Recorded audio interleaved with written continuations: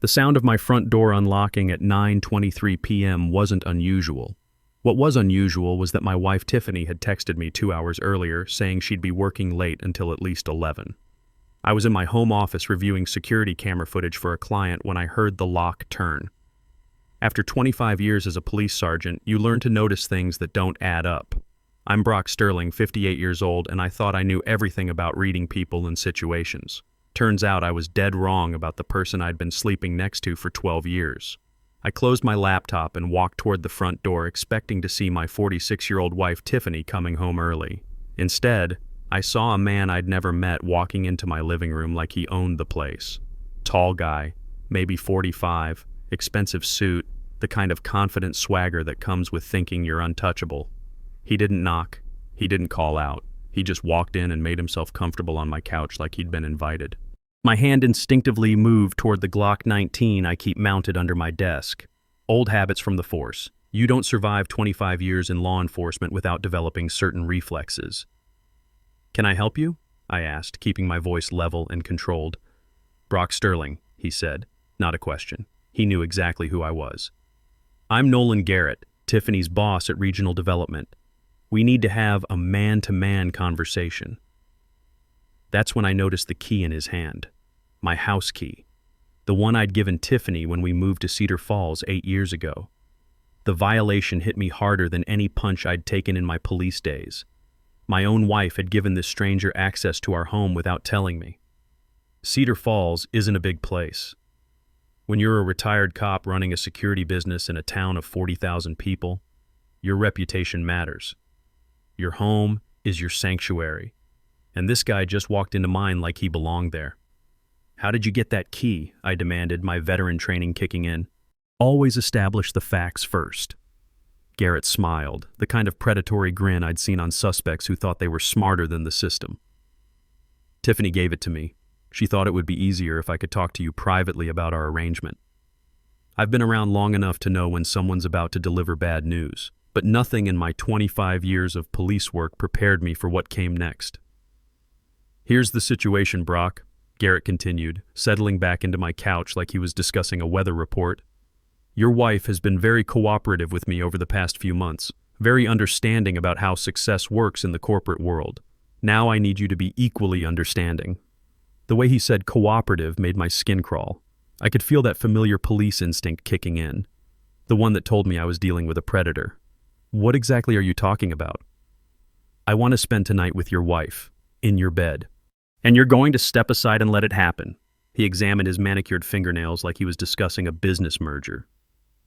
"Tiffany has already agreed to this arrangement. She understands what's required for real advancement in our industry."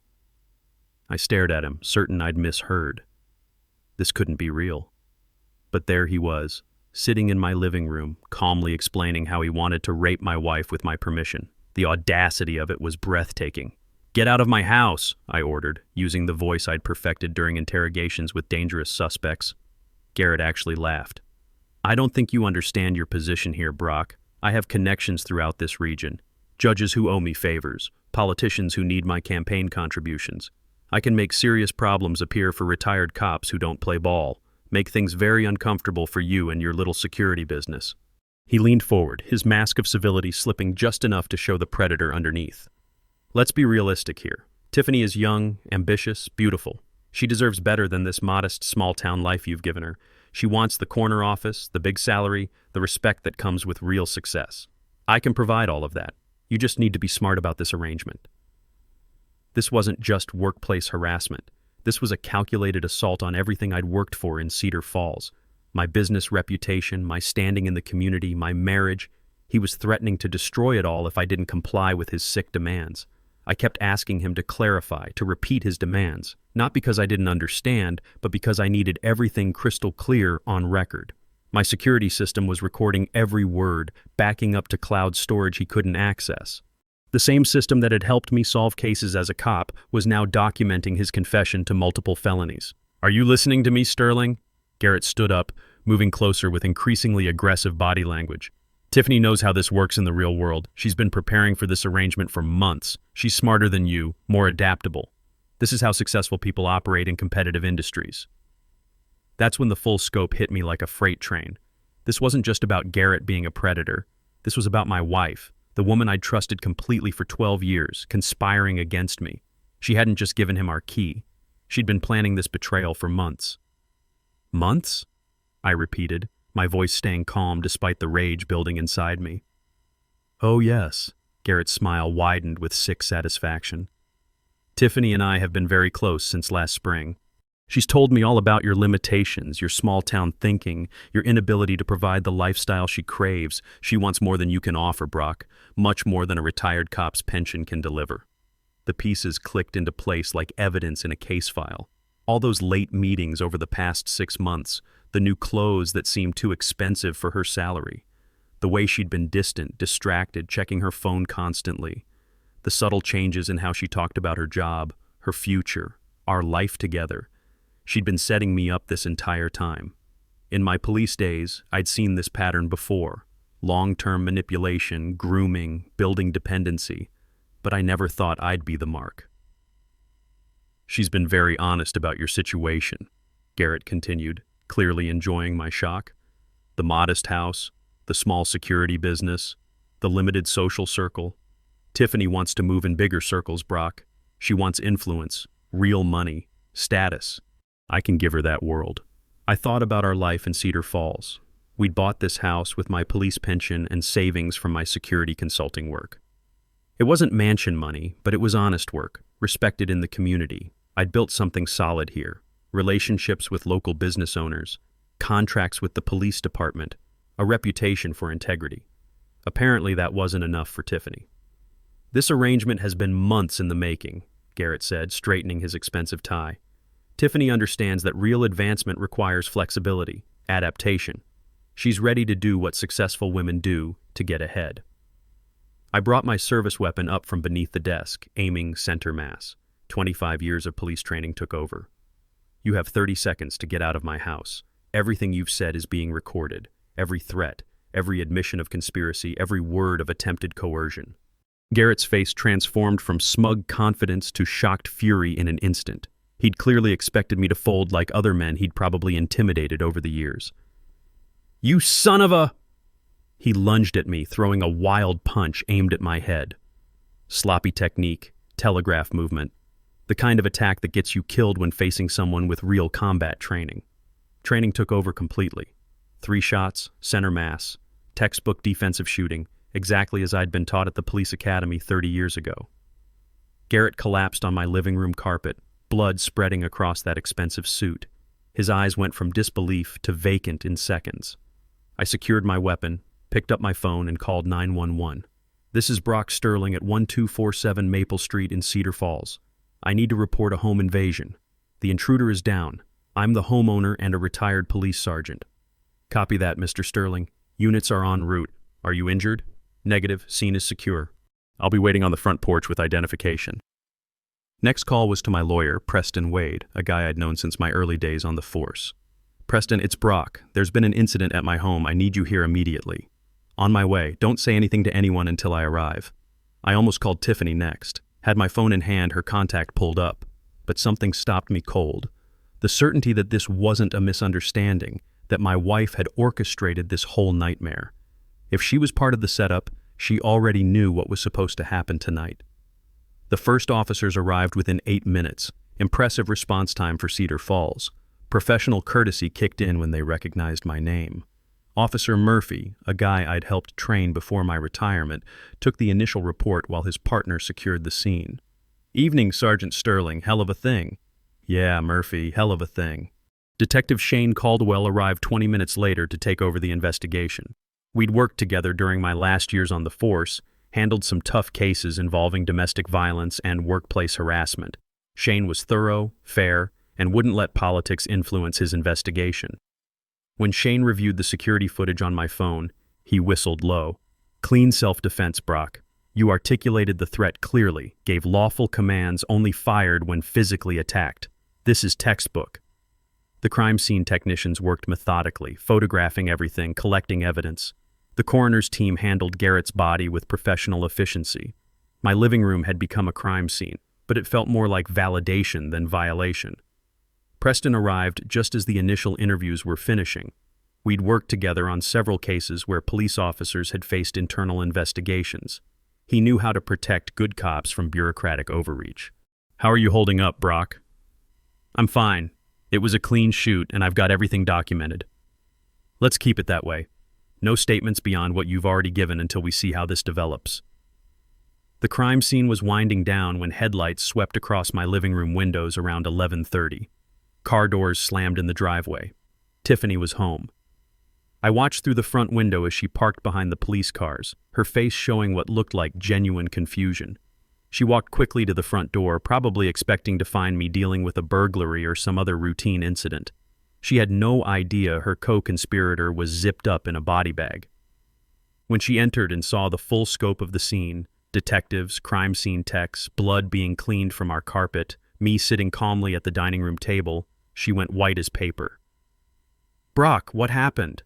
Oh my God, is someone—" "Nolan Garrett," I said evenly, watching her face for any tell. "Your boss. The man you gave our house key to." Her reaction told me everything. The shock wasn't about finding a crime scene in our living room. The shock was realizing their plan had failed catastrophically, and her role was about to be exposed. "I don't understand," she stammered, but her eyes were already calculating, looking for an escape route. Detective Caldwell stepped forward with his notepad. "Mrs. Sterling, I need to ask you some questions about tonight's incident. Did you know Nolan Garrett was coming to your home this evening?" He mentioned wanting to talk to Brock about something work-related, but I didn't think—" "Did you provide Mr. Garrett with a key to this residence?" Her eyes darted between Caldwell and me, then back to the detective. The pause lasted too long. "Yes, but it wasn't— He said he might need to drop off some documents." "When did you give him this key, ma'am?" "I don't remember exactly, maybe a few weeks ago." I could see Caldwell's bullshit detector activating. 20 years of police work teaches you when someone's lying, and Tiffany was doing a terrible job of it. "Ma'am, did Mr. Garrett tell you the specific purpose of his visit tonight?" "He said he wanted to discuss a project with Brock, something about security consulting for one of our development properties." The lies were getting more elaborate, more desperate. "There's video, Tiffany," I interrupted quietly. "Everything he said. Everything he admitted about your arrangement. The months of planning." The color drained from her face completely. Her legs actually wobbled, and she grabbed the back of a chair for support. "I need to call a lawyer," she whispered. The next few hours revealed the full scope of my wife's betrayal. Detective Caldwell obtained a search warrant for Tiffany's phone and laptop. What they found painted a picture that made me sick to my stomach. Text messages between Tiffany and Garrett dating back 7 months. This wasn't sudden manipulation. It was a calculated seduction and conspiracy. The messages showed Tiffany as a willing participant, even an eager one. "Finally getting what I deserve," she'd written to Garrett in March. "Brock is so predictable, so small town. He'll never understand how the real world works." Another message from April. "I've been stuck in this modest little life for too long, ready to move up to where I belong." And the most damaging one, from just last week. "Brock will come around once he sees this is just business. He's practical about most things." Every late meeting over the past 6 months was actually time spent with Garrett. Every new dress, every subtle change in her appearance, every distant moment. It was all preparation for this arrangement. The night I killed him wasn't the beginning of anything. It was the planned culmination of months of calculated betrayal. Shane Caldwell showed me the evidence with the same professional courtesy he'd show any victim, but I could see the disgust in his eyes. We'd both worked domestic cases where trusted partners turned against their families. This was worse because it was so premeditated. "Your wife's been playing a long game, Brock. This wasn't seduction or manipulation on Garrett's part. She was an active participant from the beginning." The forensic examination of their communications revealed something even more disturbing. Garrett and Tiffany had discussed my police background, my security system, my daily routines. She'd been providing intelligence about my vulnerabilities, helping him plan the confrontation. "She told him about your home office setup," Shane explained, "about where you keep your weapon, your response patterns. She was helping him strategize how to handle you." In one message, Tiffany had written, "Brock respects authority figures. If you present this as a business arrangement, he might actually go along with it. He's always been practical about uncomfortable situations." She'd actually thought I'd agree to let another man rape her if it was framed as a career opportunity. After 12 years of marriage, that's how little she knew me. Or maybe that's how little she cared about what kind of man I actually was. The DA's office reviewed the case within 48 hours. Justifiable homicide and self-defense. No charges filed against me. But Tiffany was facing serious legal trouble, accessory to attempted sexual coercion, conspiracy to commit blackmail, providing false information to police, and potentially more charges as the investigation continued. Preston Wade explained my position in simple terms. You're completely clear, Brock. The video evidence is overwhelming. Garrett made specific threats, demanded sexual access to your wife, and physically attacked you when you refused. Any jury in Iowa would call this justified. What about Tiffany? That's a different story. The evidence shows clear premeditation, active conspiracy. She's looking at felony charges. I filed for divorce the next morning. Preston handled the paperwork while I dealt with the media circus that had erupted around our quiet Cedar Falls neighborhood. News vans lined Maple Street. Reporters knocked on neighbors' doors asking about the shocking betrayal and deadly confrontation. Word travels fast in a town of 40,000 people, especially when it involves a retired police sergeant shooting someone in his own living room. But what surprised me was how the community rallied around me once the details came out. Carl Johnson, who owned the hardware store downtown, stopped by that afternoon.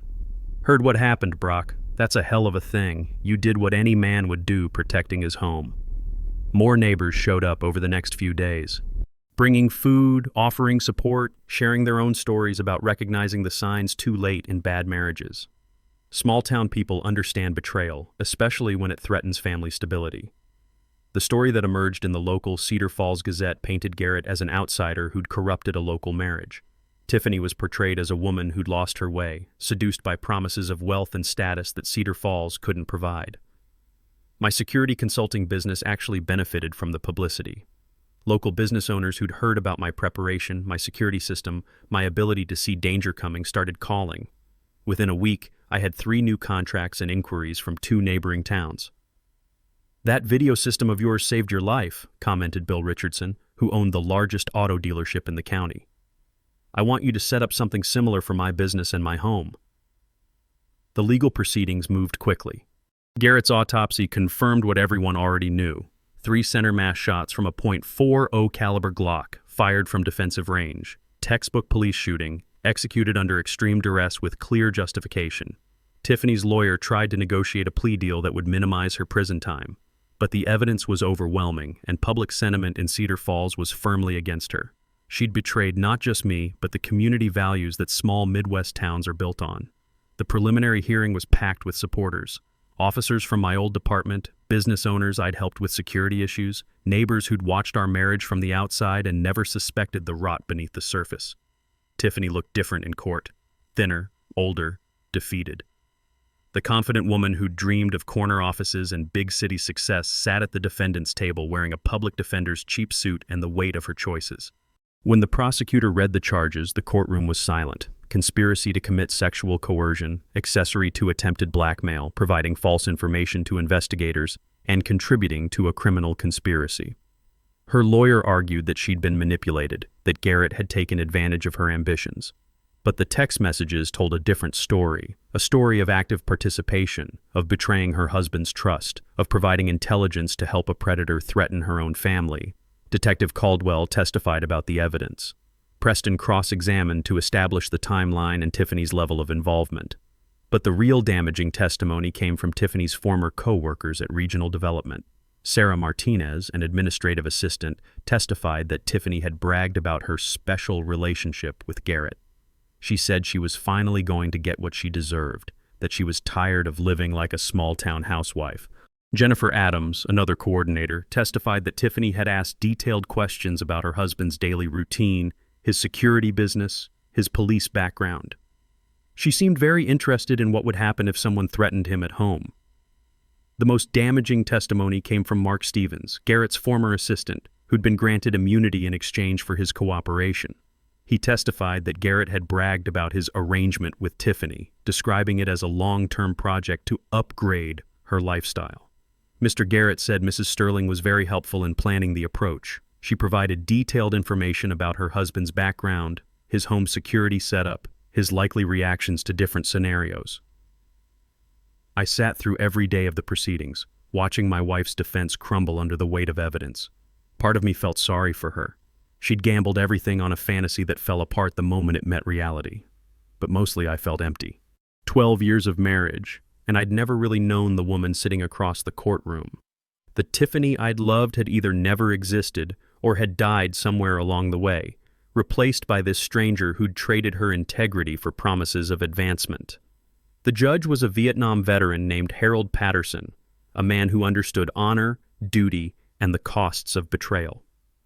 When he read the sentence, 3 years probation, 800 hours community service, mandatory counseling, and a permanent felony record, he looked directly at Tiffany. "Mrs. Sterling, you violated the most basic trust between spouses. You conspired to threaten your husband in his own home, provided aid to a predator, and showed callous disregard for the man who'd protected and provided for you. The court finds your actions particularly reprehensible given your husband's service to this community." Tiffany wept as she was led away to begin processing. I felt nothing watching her cry. The woman I'd married wouldn't have been capable of what she'd done. This person was a stranger who'd borrowed Tiffany's face. The divorce was finalized 6 weeks later. Given the criminal charges and clear evidence of adultery, it was straightforward. I kept the house, the security business, and most of our joint assets. Tiffany left with her legal bills, her felony record, and whatever savings her lawyer hadn't consumed. She'd also been fired from regional development and blacklisted throughout the industry. The woman who'd dreamed of corner offices and executive salaries couldn't get hired at a call center. Her name had become toxic in professional circles throughout Iowa. Garrett's threats had turned out to be mostly fiction. He'd known some local business people, played golf with a city councilman, donated to political campaigns, but he had no real power to manufacture evidence or destroy lives. It was all bluster designed to intimidate people into compliance. But Tiffany had believed him completely. She'd believed the promises enough to betray a 12-year marriage. 6 months after the shooting, she asked to see me one final time before she left Iowa. Against Preston's advice, I agreed to meet at the courthouse with lawyers present and everything on record. The woman who sat across from me bore little resemblance to the ambitious wife I'd married. Tiffany had lost weight, aged years and months, and carried herself like someone who'd been broken by circumstances she'd never really understood. "Thank you for seeing me, Brock," she said quietly.